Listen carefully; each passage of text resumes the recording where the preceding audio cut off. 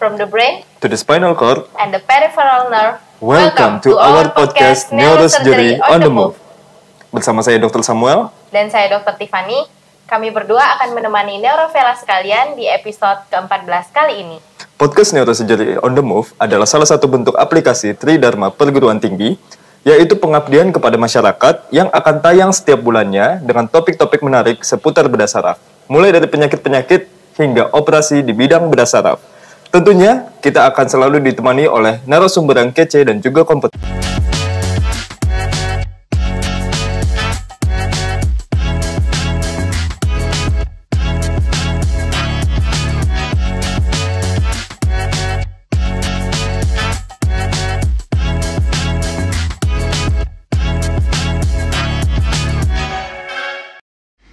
Tidak semua orang yang mengalami kejang menderita epilepsi. Apakah ini epilepsi? Epilepsi adalah penyakit neurologis. Seseorang dengan epilepsi beresiko lebih tinggi mengalami kejang berulang atau lebih banyak. Terkadang, orang menggunakan kata gangguan kejang untuk menggambarkan epilepsi. Terkait penjelasan dokter tadi, kejang dan epilepsi itu sebuah hal yang berbeda ya. Berarti tidak semua kejang itu merupakan epilepsi. Mungkin bisa sedikit digambarkan kepada neurovelas sekalian, dok. Kira-kira kejang itu seperti apa sih gejala klinisnya? Apakah selalu bentuknya menghentak? Kasarnya ya, karena awamnya bilang aliran listrik yang tidak yang terganggu ya, sehingga dia menyebabkan discharge yang berlebihan, yaitu muncul keluhan kejang menghentak. Nah, kenapa bisa terjadi? Itu bisa disebabkan mungkin adanya kerusakan dari otak ya. Sehingga yang mengakibatkan over discharge tadi ya, sehingga menyebabkan kejang ataupun ada juga sih yang tidak diketahui penyebabnya, tidak ada kerusakan otak tapi bisa juga menyebabkan kejang.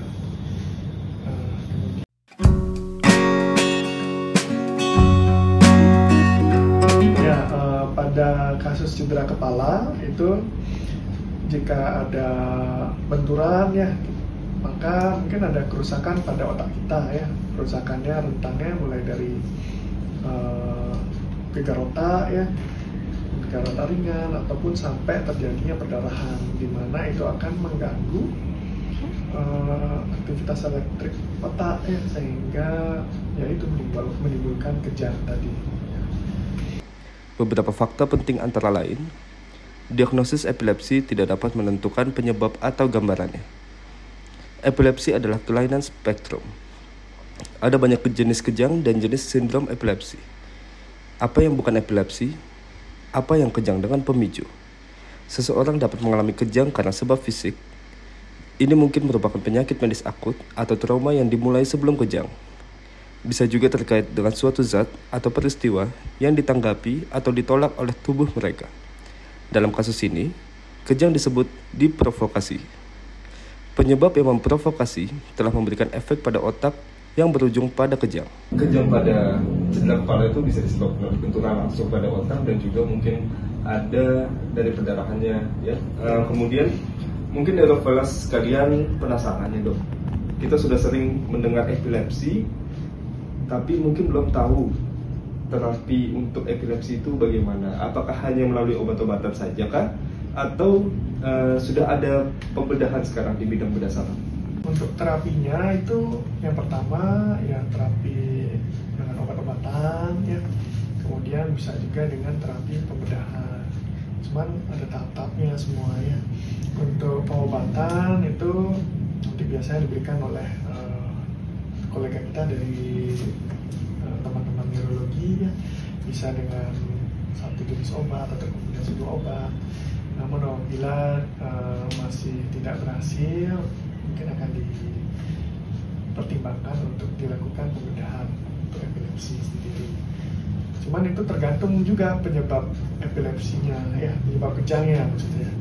Jadi apakah kejangnya itu memang tanpa disertai kerusakan otak atau memang ada suatu kerusakan di otaknya ya. Untuk itu kita harus melakukan pemeriksaan lagi. Sebelum itu kita harus melakukan pemeriksaan yang pertama EEG untuk rekam otak itu tadi.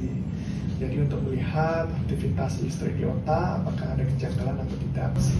Sesuai kasus ya dok ya. Ya. Lihat juga settingannya ya. Kalau cedera kepala berarti kita settingannya kan trauma, pemeriksaannya lain dulu. Pertama itu tetap kita pastikan lagi diagnosis epilepsi itu sendiri ya.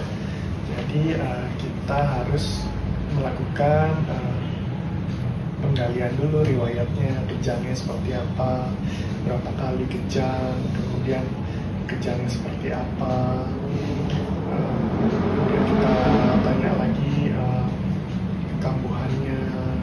Kemudian setelah itu baru kita harus melakukan pemeriksaan ya, dengan rekam otak. Jadi kita rekam ya, istilahnya EEG, kita rekam aliran otaknya untuk mencari tahu apakah ada gelombang-gelombang abnormal atau enggak. Tuh. Namun bisa jadi sih EEG-nya normal ya.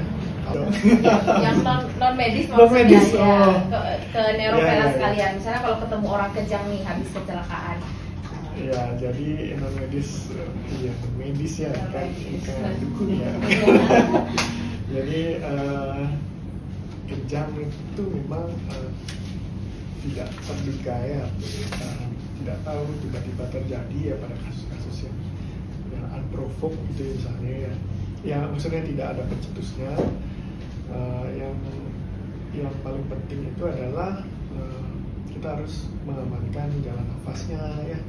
Jadi posisi jalur nafas baik mulut maupun hidung harus aman ya. Jadi kalau dia terhalang atau terblok ya oleh bantal atau terblok oleh tanah jatuh, kita harus amankan posisinya.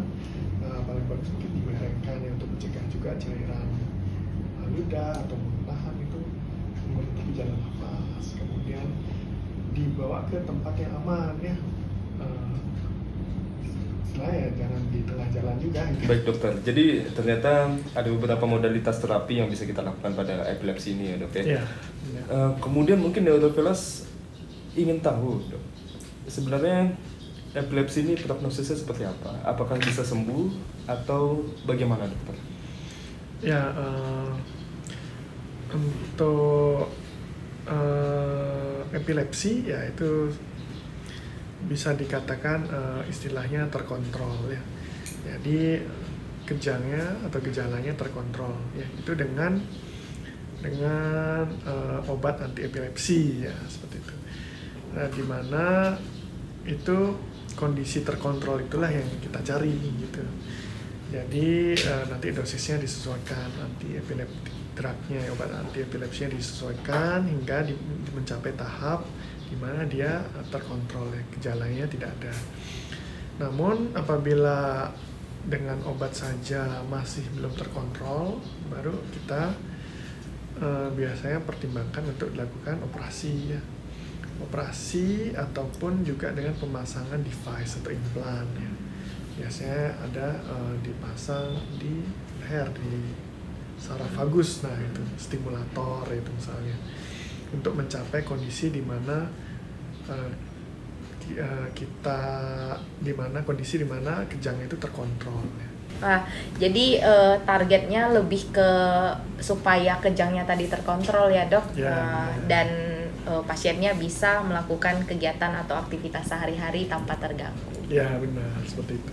Baik, terima kasih dokter, luar biasa sekali penjelasannya yang sangat lengkap.